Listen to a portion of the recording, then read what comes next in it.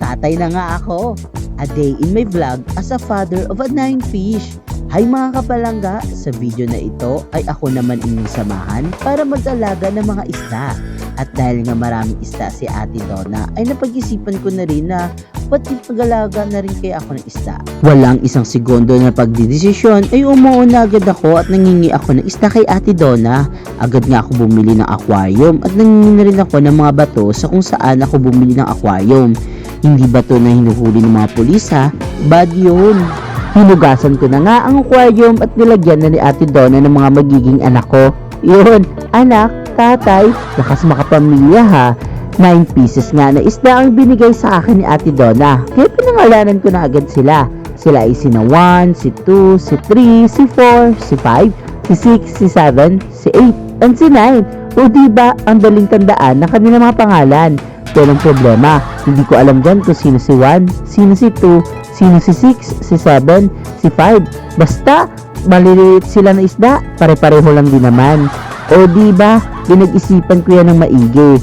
Yung isda pala na ito ay tinatawag na molly. Ang isdang molly ay isang uri ng maliliit na freshwater fish na kabilang sa pamilya Poecilidae, katulad ng gapi at platy. Not sure sa pronunciation ha, baka ma-judge ako.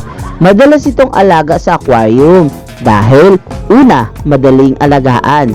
Nabubuhay sa iba't ibang klase ng tubig katulad ng freshwater at minsan brackish water. Live bearer, ibig sabihin hindi sila nangingitlog kundi direktang nanganganak ng maliliit na isda. Iba't ibang kulay at anyo. Merong may black molly, white molly, Dalmatian molly, gold molly, balloon molly at iba pa. Mapayapang isda, pwedeng ihalo sa iba't ibang community fish. Ano nga ba ang katangian nito? Karaniwang laki ay 3 to 5 pulgada. Yung habitat, mga ilog at lawa sa Central at South America. Mahilig sa mga aquarium na merong halaman. Omnivore, kumakain ng algae, flakes at live food. Sa madaling sabi, ang molly ay isang sikat na aquarium fish na maliit, makulay at madaliing paramihin. May natutunan naman kayo sa akin. Kahit nga umuulan na at nahihirapan ay okay lang. Ganun talaga kapag ama ka na. Di ko naramdaman na mahirap maging ama. Kailangan magsakripisyo. Kahit ang hassle dahil na ulan, carry lang yan.